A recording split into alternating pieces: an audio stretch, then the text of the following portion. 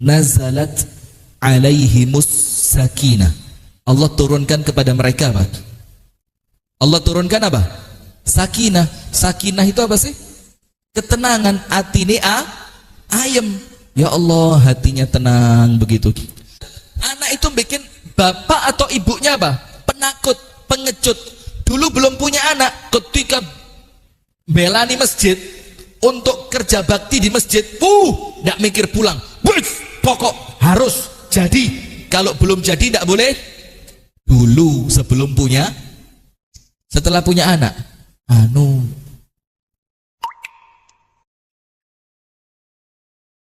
apa tema kita di sore hari ini? Amalan penyejuk hati. Jadi atine itu insya Allah senantiasa oleh Allah dibikin adem, ayem, tentrem. Tidak pernah mikir yang macam-macam, tidak terlalu curiga dengan suami, tidak terlalu khawatir. Bu, kalau mau moto blitznya dimatiin dulu. Saya karena sadar kamera, saya itu ada orang moto itu langsung kepingin gini loh saya. Ayo, khawatir fotonya elek nanti. Ustadz Yudi ya? Oh, Masya Allah. Saya tidak tahu, saya heran sama beliau ini. Semakin lama di Al-Amin, tambah ganteng loh. Ya Allah, ini idolanya ibu-ibu Al-Amin soalnya. Wah, ben sore ngaji sama ibu-ibu, auranya itu ketularan loh. Masya Allah. Kalau satu ya rugi. Majelis taklimnya itu loh yang ngaji itu loh. Kalau cuma satu ya rugi, nanti bikin majelis taklim ditambah. Satu sore, satu malam, sudah, astagfirullahaladzim. Nah, maka ibu-ibu sekalian yang dirahmati oleh Allah subhanahu wa ta'ala, insya Allah dengan amalan ini hati kita menjadi apa? Tenang. Hati kita menjadi tentram dan hati kita itu sejuk begitu. Karena apa? Insya Allah begini bu, ibu-ibu semuanya tahu, ala fa inna fil jasadi mudghah. Ketahuilah di dalam jiwa atau di dalam tubuh manusia ada segumpal darah atau daging gitu ya. In saluhat saluha sairu amali. Kalau segumpal daging itu baik, maka semua amalannya apa? Baik. Wa in fasadat fasada sairu amali. Kalau segumpal daging itu buruk, maka amalannya semuanya menjadi apa? Buruk. Mulai matanya, pikirannya, tangannya, kakinya, cara berbicaranya, cara mendengarkannya, cara bermuamalah dengan orang lain. Kalau terlanjur hatinya buruk, semuanya apa? Buruk. Berarti penting tidak bu memperbaiki hati? Bu, penting tidak memperbaiki hati? Penting. Kenapa? Karena hati dikatakan oleh para ulama sultanul jasad. Dia panglimanya fisik. Leatine sregep, awake katut sregep. Kalau hatinya malas, orangnya katut malas. Nah, maka dengan itu di sore hari ini kita akan menyampaikan perkara-perkara yang menjadikan hati kita ini insya Allah senantiasa tenang, senantiasa nyaman, senantiasa menjadi hati yang tidak pernah gampang kemerungsung. Kok tahu? Jadi hatinya itu enak terus. Kalau bahasa anak gaul sekarang, good mood. Alah, ngerti pora good mood? Ngerti good mood? Apa? Ngerti apa? Apa? Suasana batinnya itu senantiasa apa? Baik, enak terus. Diajak jalan, ya seneng. Tinggal di rumah, hati juga tenang. Anak-anak liburan, seneng. Anak-anak sekolah juga pikirannya tenang. Waktunya korah-korah, ya seneng. Ndak korah-korah, tambah seneng. Nah itu loh. Itu bagaimana kemudian kita sendiri yang kudu pinter ngatur hati. Sip. Sekarang kita mulai. Yang pertama, apa amalan yang menyejukkan hati nomor 1?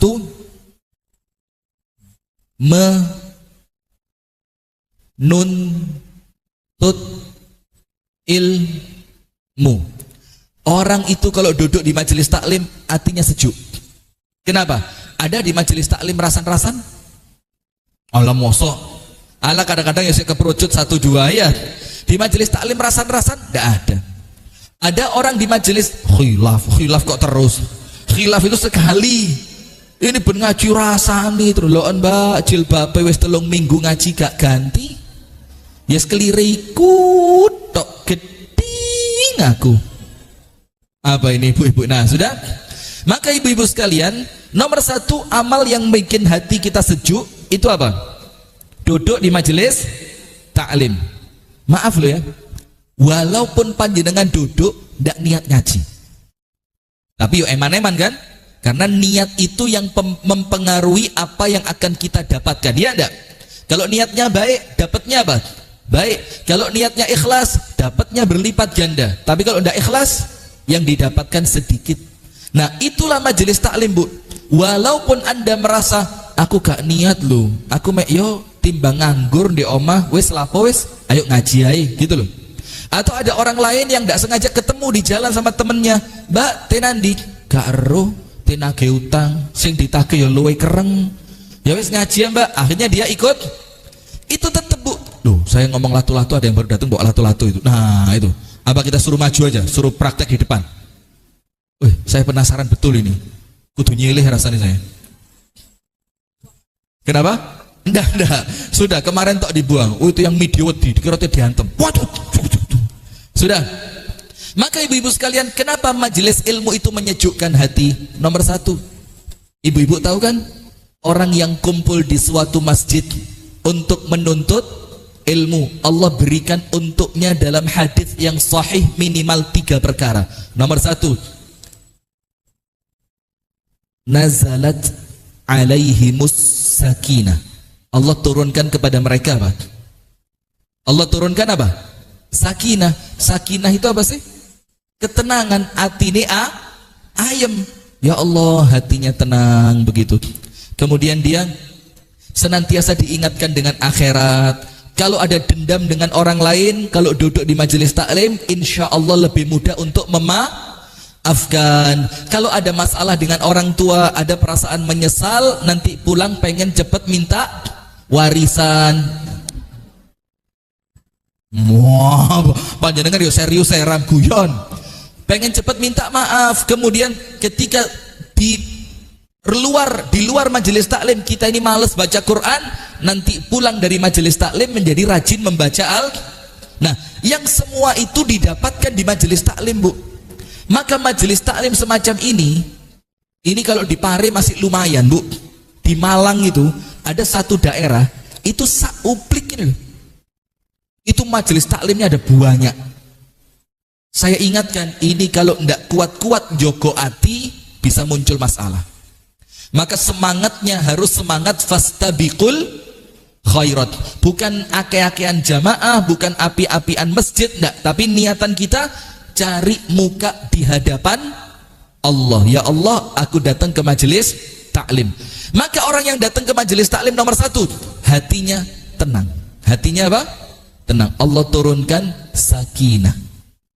Yang kedua, wa ghasyiyat humur rahmah, mereka oleh Allah diliputi dengan rahmat. Saya mau tanya dulu biar anda ngerti, supaya anda merasa oh rahmat itu sesuatu yang penting untuk saya dapatkan. Kita kan sering dengar kata-kata rahmat, sering enggak? Tapi merasa kepingin dapat rahmat enggak? Pingin? Nah, terus rahmat itu apa? Ada teman saya, teman kami ini namanya Rahmat. Hah? Ya kan Mas Rahmat, itu orang hatinya baik, Masya Allah. Saya kalau ketemu dia itu hati ayem, karena memang kebaikannya itu terpancar. Jadi api itu nular gitu loh, Bu. Nah, rahmat itu apa? Dengerin, Bu ya. Rahmat itu adalah ismun jami'un likullil khair. Satu kata yang mewakili semua kebaikan. Jadi semua bentuk kebaikan itu Allah gabungkan di dalam kata yang namanya apa? Rahmat. Berarti orang kalau oleh Allah dirahmati, dia sudah dapat semuanya. Nah, maka perlu tidak kita rahmat itu? Perlu. Dan rahmat itu Allah turunkan di mana? Majelis taklim. Ojo milih-milih sing ngisi. Jangan pilih-pilih materi. Kalau materinya poligami datang semua. Kalau materinya istri solihah tidak ada yang datang. Lah bagaimana bisa dipoligami kalau istrinya tidak solihah? Setuju?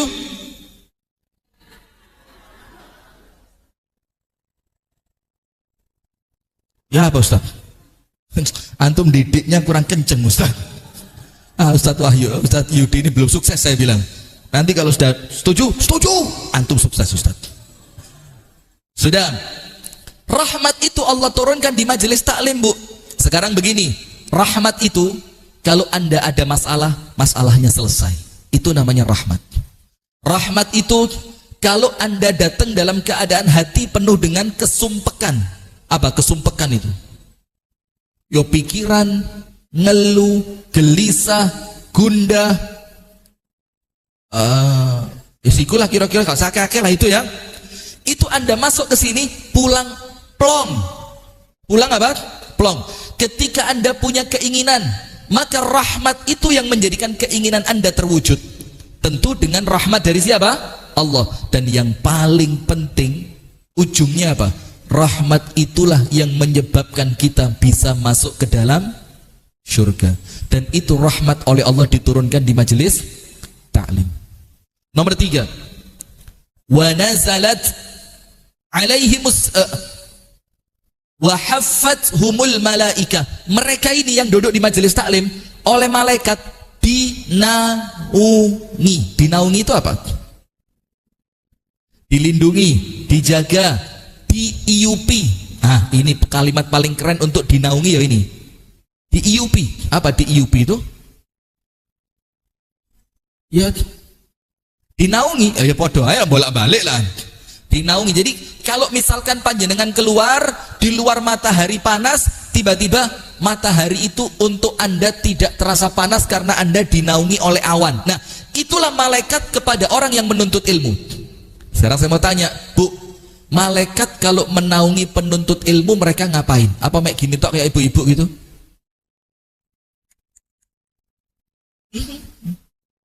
Enggak. Malaikat itu ketika duduk menaungi para penuntut ilmu, minimal itu paling sedikit mereka melakukan 2 hal. Yang pertama, mendoakan ampunan untuk kita. Yang kedua, memohonkan rahmat untuk kita. Malaikatnya ngomong begini, Allahumma ghfir lahu, Allahumma arhamhu. Ya Allah, itu Bu Sefi, ya Allah ampuni dosanya. Ya Allah, itu Bu Sefi, ya Allah rahmati dia. Siapa yang doain? Malaikat. Dan kalau yang berdoa malaikat, kira-kira oleh Allah diijabah atau tidak? Diijabah. Nah itu loh Bu, malaikat itu duduk di atas panjenengan menaungi. Bahkan malaikat itu rebutan mulai atapnya Masjid Al-Amin sampai tembus ke langit dalam riwayat yang lain. Dalam riwayat yang lain ditambahi 1, wa dzakarahumullahu fiman indah. Nama-nama panjenengan ini oleh Allah disebut di hadapan malaikat, sehingga nanti ketika panjenengan wafat, insya Allah husnul khatimah, itu malaikat sudah kenal sama panjenengan. Siapa yang meninggal? Oh, itu yang rajin pengajian. Oh, sama malaikat dibukakan pintu lebar-lebar. Mencabut nyawanya mudah, diberi nikmat kubur. Dikasih apa lagi? Dikasih teman di alam kuburnya. Kuburannya menjadi salah satu di antara taman surga. Nah, itu kalau orang mau duduk di majelis taklim, maka amal yang menyejukkan hati nomor 1 apa? Duduk di majelis taklim. Jadi panjenengan kalau merasa lelah hayati, tahu lelah hayati? Bahasanya ibu-ibu kan status lelah hayati, emotikonnya bundar gambar gini. Apa? Lelah hayati katanya. Apa katanya? Lelah hayati. Nah, maka istirahatkan hati Anda di majelis taklim. Ketemu teman yang baik, diingatkan kepada Allah, diingatkan tentang hari akhirat, mendapatkan doa-doa yang baik, insya Allah hatinya akan istirahat. Apa yang terjadi?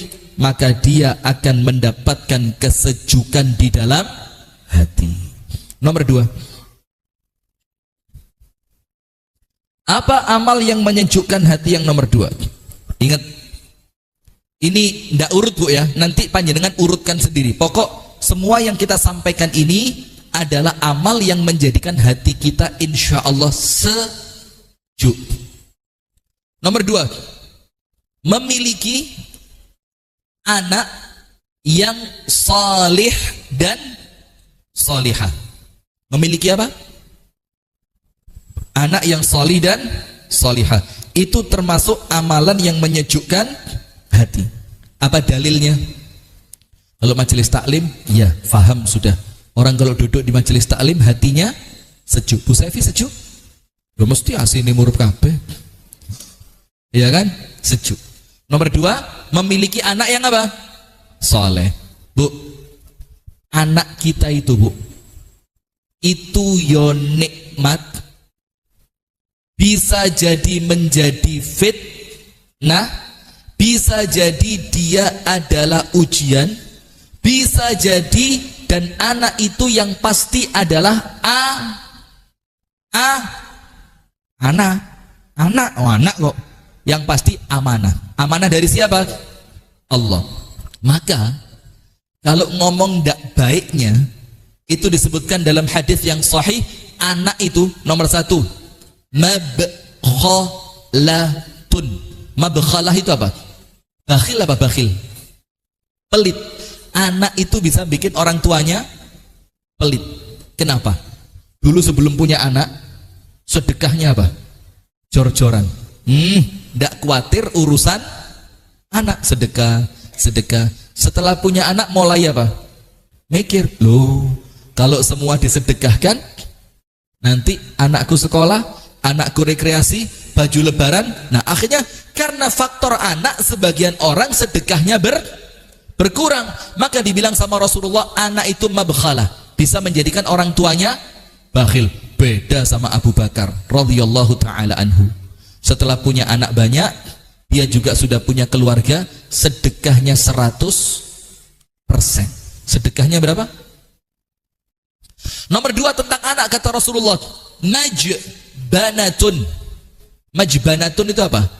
Jaban itu pengecut. Anak menjadikan orang menjadi apa? Pengecut. Apa maksudnya? Dulu ketika berjuang totalitas. Saya tidak paham, ada yang ngerti nggak saya ngomong apa? Ngerti ya? Ngerti? Yakin? Bu, saya kadang semangat loh ini. Saya ini on fire ini. Ngerti on fire?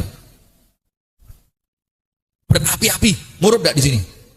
Tolong panggilkan damkar ya. Khawatir nanti ada apa-apa di sini.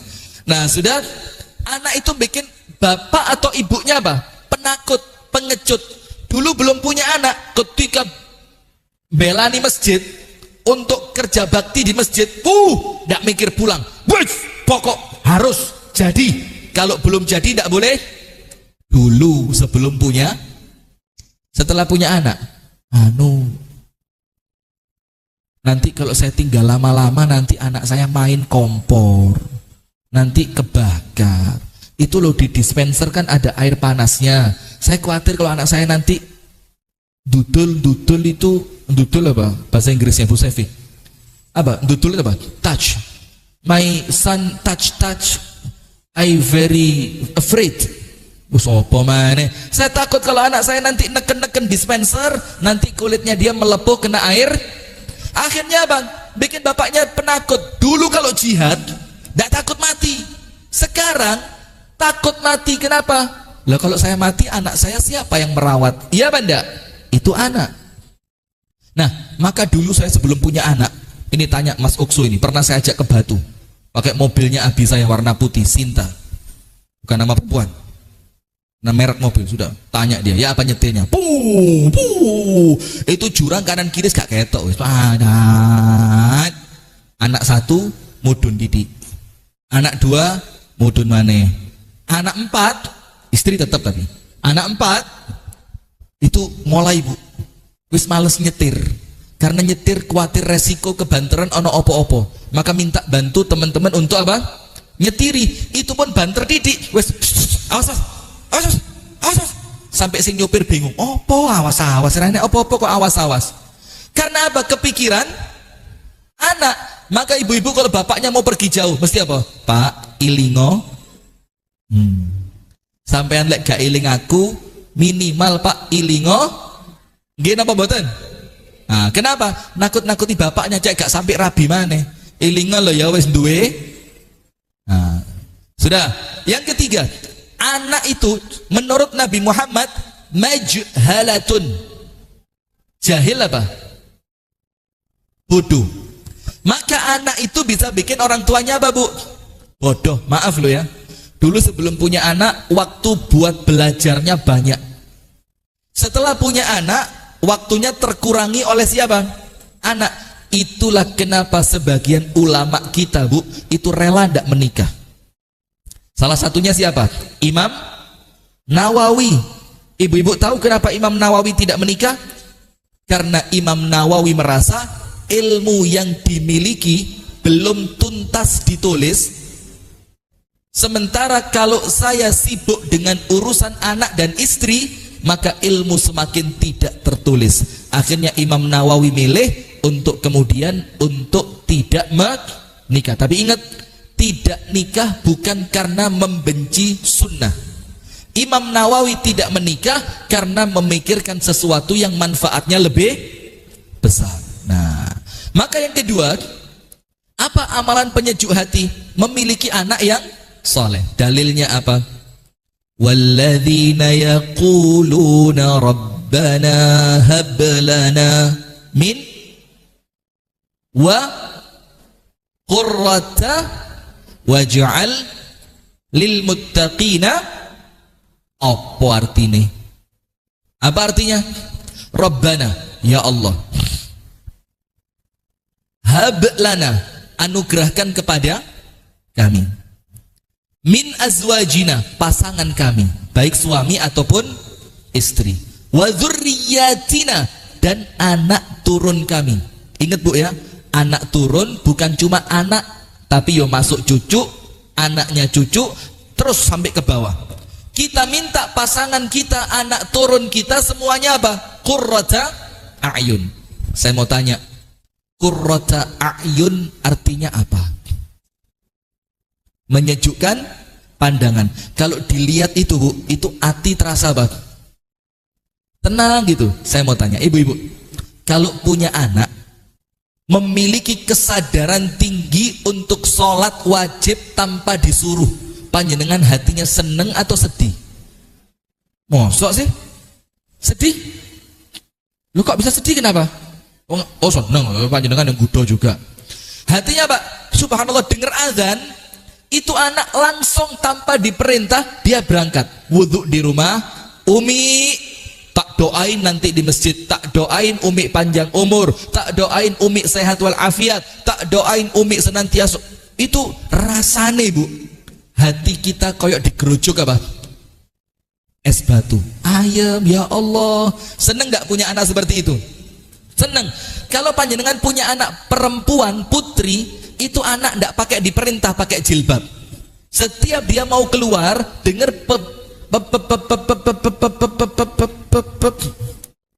dengar apa, bakul cilok, tidut tidut tidut tidut di Kasembon sana.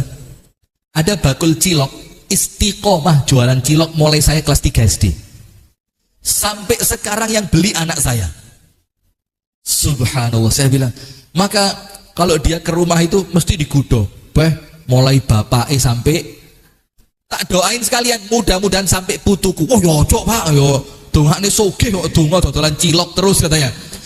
Sudah itu, Bu, ketika dengar tukang cilok itu tidut tidut tidut tek tek tek tek tek tek tek tek, tukang ciloknya main latu-latu. Sudah itu ketika si anak mau keluar, mau lari, dia balik ke kamar, sret, Umi jilbabnya belum dipakai.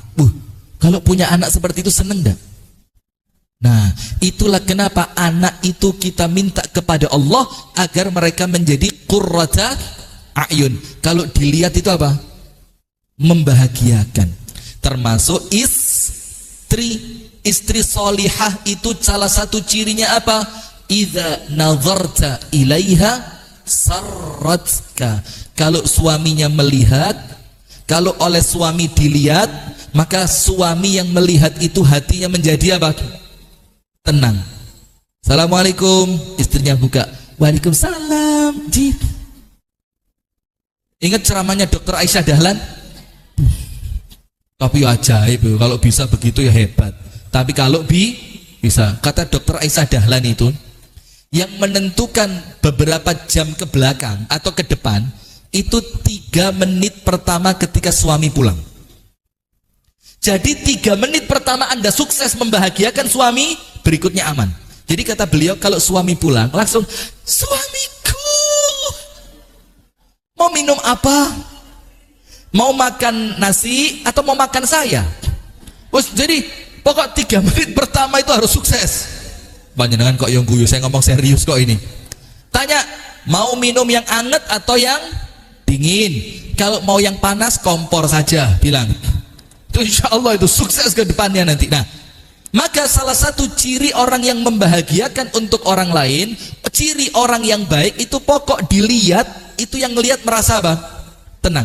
Dan kita minta itu kepada Allah supaya anak-anak kita, pasangan kita oleh Allah dijadikan qurrata a'yun. Jangan putus doa itu, Bu, ya.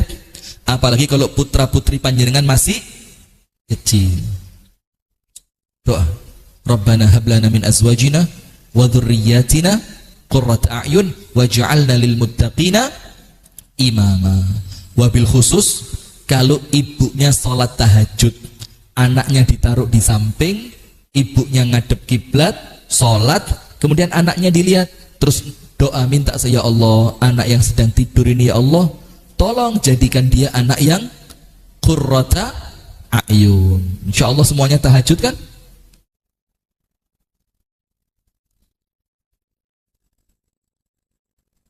Tahajud kan?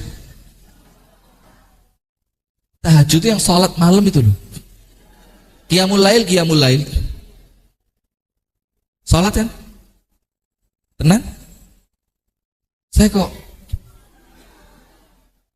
sudah tahajud, doain anaknya.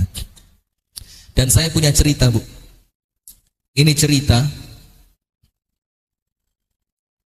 kalau ngomong hadis, sanad awalnya Ustadz Muhammad bin Soleh Drehem Surabaya.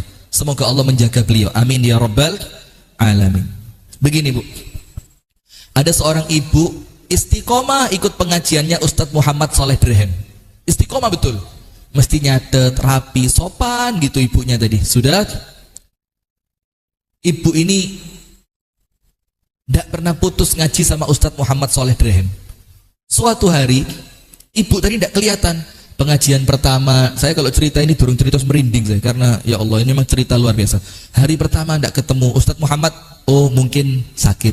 Hari kedua, oh mungkin sibuk. Sampai beberapa waktu tidak ketemu. Suatu hari Ustadz Muhammad Soleh Drehem ini sepulang pengajian dihentikan oleh seorang anak laki-laki.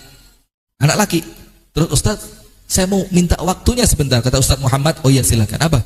Ustadz, ingat gak ada ibu-ibu biasa duduk di pengajian Ustadz istiqomah betul, cirinya begini-begini. Oh iya, saya lama tidak ketemu. Kamu kenal? Itu mama saya, Ustadz. Dan dia, Ustadz, meninggal 2 minggu yang lalu. Meninggal 2 minggu yang lalu. Terus si anak ini mau cerita apa, Bu? Begini, Ustadz, mama saya itu punya anak 3, Ustadz. Yang 2 sudah nikah, 1 laki 1 perempuan, dan saya anaknya yang paling kecil, laki-laki saya, kata dia. Dan kakak saya sudah nikah, keluar rumah, yang satunya nikah, keluar rumah. Jadi di rumah mama saya cuma tinggal sama saya. Dan saya ini anak yang nakal, Ustadz. Tidak pernah pulang kecuali mabuk. Tidak pernah pulang ke rumah kecuali apa? Mabuk. Ustadz tahu, mama saya, Ustadz, tiap malam tidak tidur nunggu saya pulang.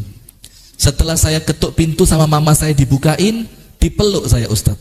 Didoain sama mama saya. Tidak marah sedikit pun mama saya. Kemudian saya dimasukkan kamar, saya dibersihkan, digantiin baju, lalu saya tidur. Mama saya sholat di sebelah saya, Ustadz, tiap malam.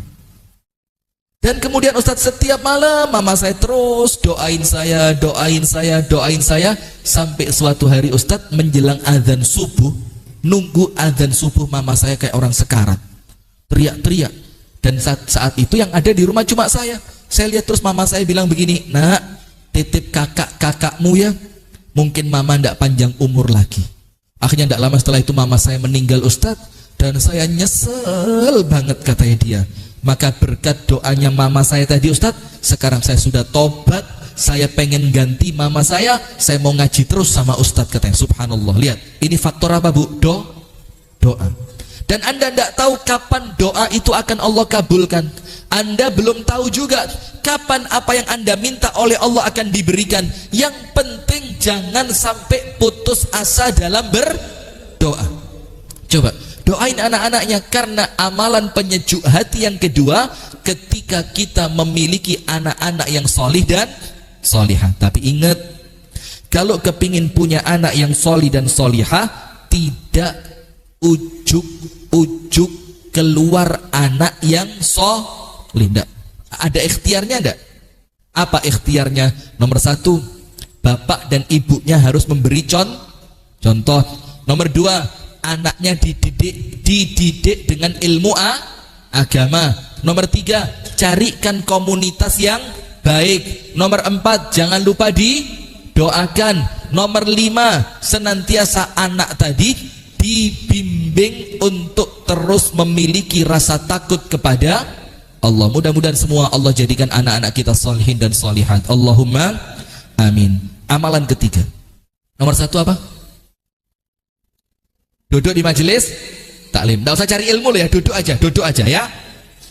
Yo ngaji maksudnya, duduk di majelis taklim. Amal kedua, memiliki anak-anak yang solihin dan solihat. Amal ketiga, mau tak cerita nih tidak? Saya pernah cerita ini di masjid ini juga, tapi lama dulu. Mungkin ada di antara panjenengan yang masih ingat, tapi wajah-wajahnya sudah berubah. Tidak tahu berubah karena jamaahnya ganti, atau dulu masih muda sekarang sudah rotok-rotok. Tidak tahu saya. Anda dari dulu ngaji sama saya? Tidak kan? Baru-baru ini aja kan? Setelah rotok terkenal gini baru ngaji sama saya kan?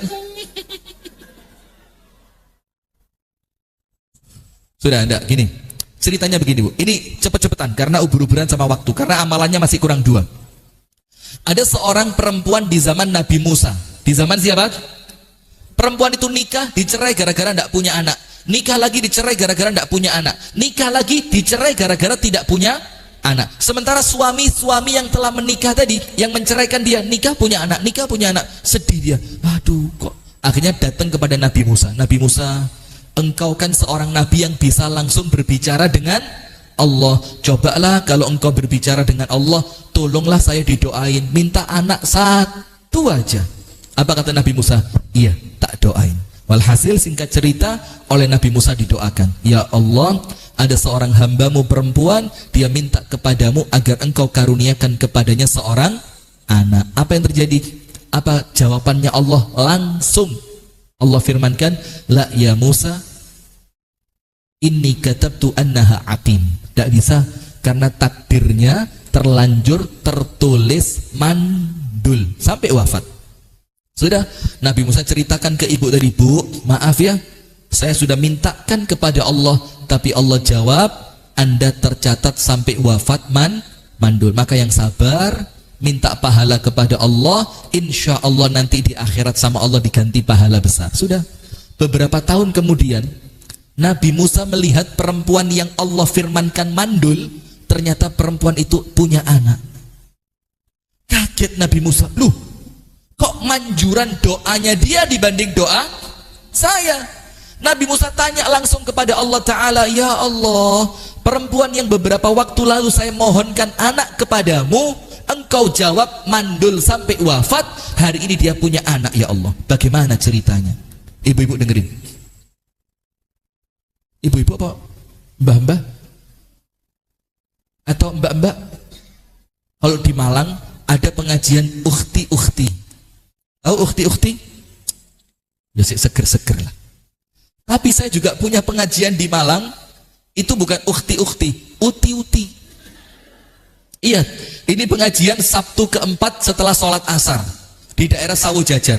Jamaahnya bu,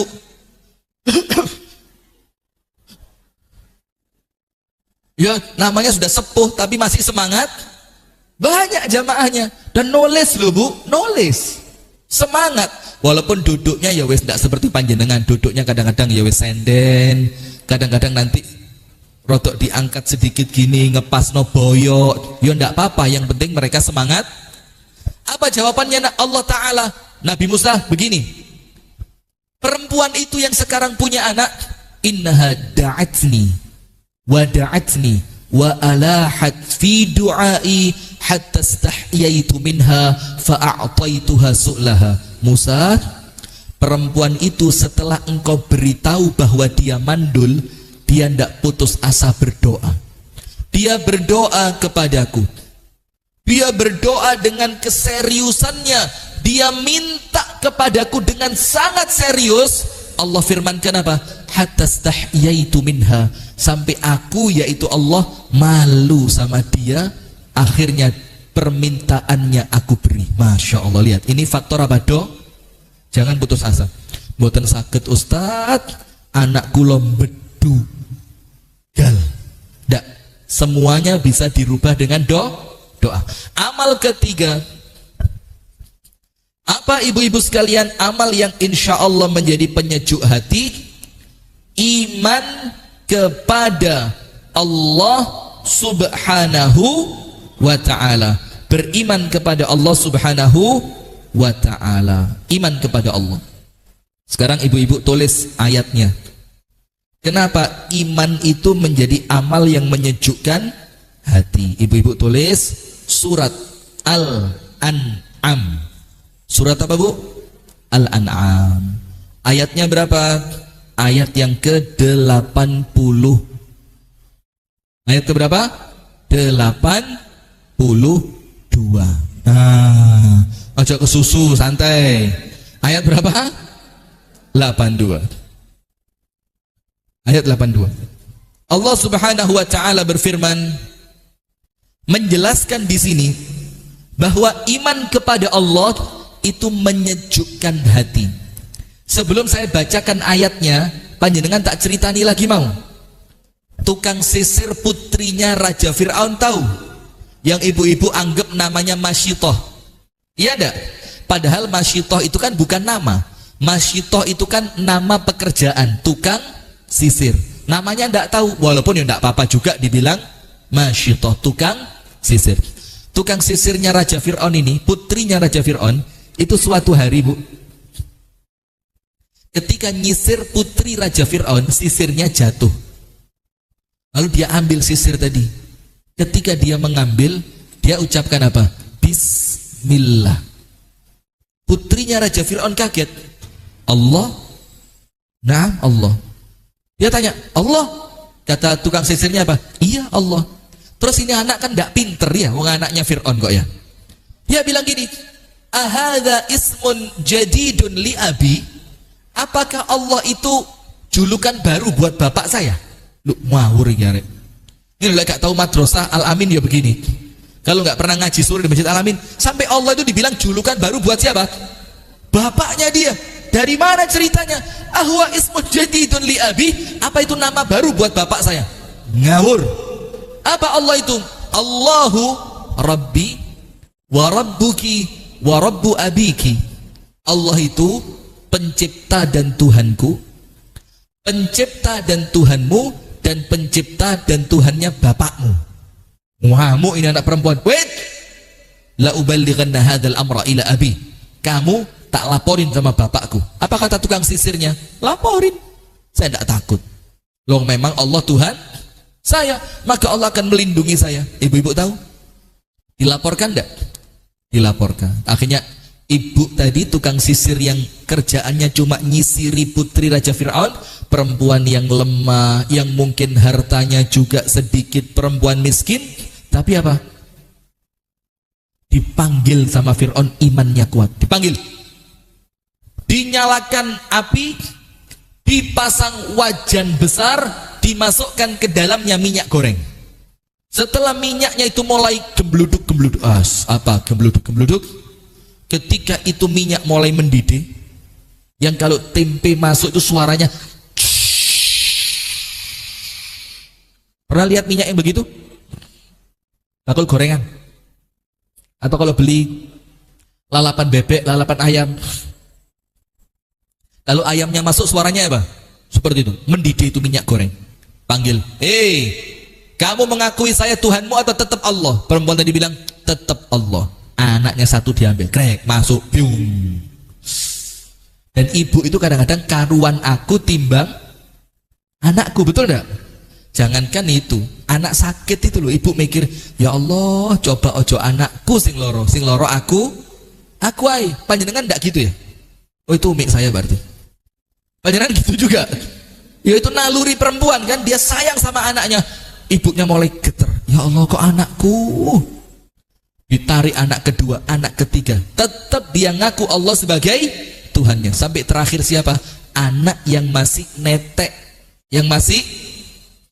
sama ibunya diambil. Seret, hampir itu masyitoh, imannya lemah, hampir dia mulai ragu-ragu. Wes timbang anak yang masih bayi digoreng, wes aku tak mengakui Fir'aun sebagai Tuhan. Ternyata apa bu? Anaknya tadi Allah takdirkan bisa ngomong. Maka Allah itu kan bisa menjadikan segala sesuatu berbicara kan? Antaqanallah alladzi antaqa kulla syai'. Kami disuruh ngomong sama Allah, yang Allah itu bisa menjadikan apapun ngomong. Tahu enggak batu bisa ngomong? Nanti di akhir zaman ketika umat Islam perang lawan Yahudi, kalau ada orang Yahudi sembunyi di balik batu, batunya ngomong, ya muslim ta'al hadza yahudiyyun wara'i faqtulhu. Muslim rinio iki ono Yahudi singitan patenono. Batu bisa ngomong, apalagi sekedar bayinya ngomong apa bu? Uthbuti ya ummah fa innaki ala haq. Bu, sing kuat. Kenapa? Karena engkau bu berada di atas kebenaran. Akhirnya ibunya kuat lagi, anaknya digoreng, terakhir siapa? Ibunya. Dan panjenengan tahu apa hasilnya? Ketika Nabi Muhammad Isra Mi'raj, itu Nabi Muhammad mencium aroma wangi yang semerbak di surga. Nabi Muhammad tanya sama malaikat Jibril, ini bau wangi apa? Dibilang, masyitatu ibnati Fir'aun. Ini bau wangi yang menyebar dari tukang sisir putrinya Raja Fir'aun. Saya mau tanya, apa yang bikin dia sekuat itu? Imannya kepada siapa? Allah. Sekarang kita lihat ayatnya. Waktu masih kurang 20 menit, masih panjang.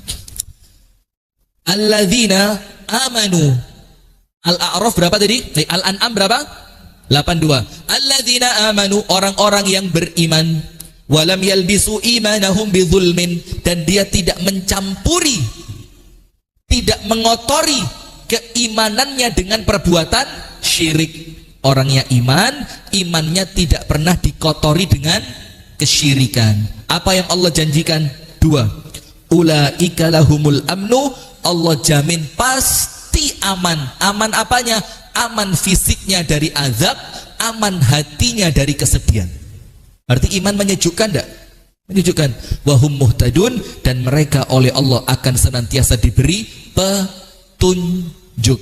Ada masalah dengan suami, Allah kasih jalan keluar. Ada masalah ekonomi, Allah beri kemudahan. Ada masalah kesehatan, Allah berikan Anda kemampuan untuk sabar. Kenapa? Imannya kuat. Nah maka amal yang ketiga, amal yang menyejukkan hati adalah memperkuat iman dan menjauhi perbuatan syirik. Sudah bu ya, ini sisa 1. Tapi kemudian waktu juga yang memisahkan kita ya. Sisa berapa? 1.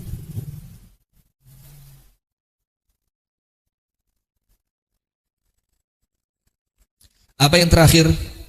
Amal yang menyejukkan hati adalah ala bizikrillahi tatma'innul qulub. Dengan zikir kepada Allah hati menjadi tenang. Dan zikir yang paling baik apa? Disebutkan oleh Imam Nawawi, zikir yang paling baik, zikir yang paling menenangkan itu adalah tilawatul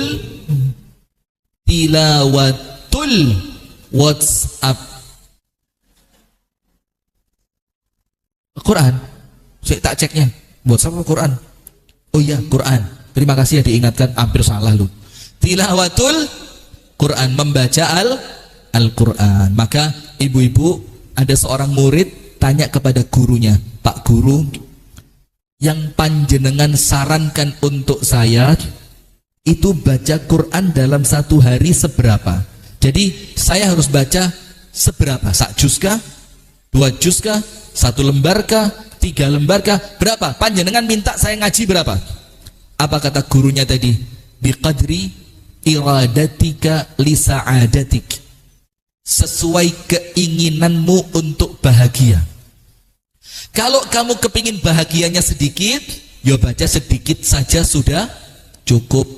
Kalau kamu kepingin bahagianya banyak, maka baca Qur'annya harus banyak. Barakallahu fikum. Itu yang dapat kami sampaikan, mudah-mudahan ada manfaatnya.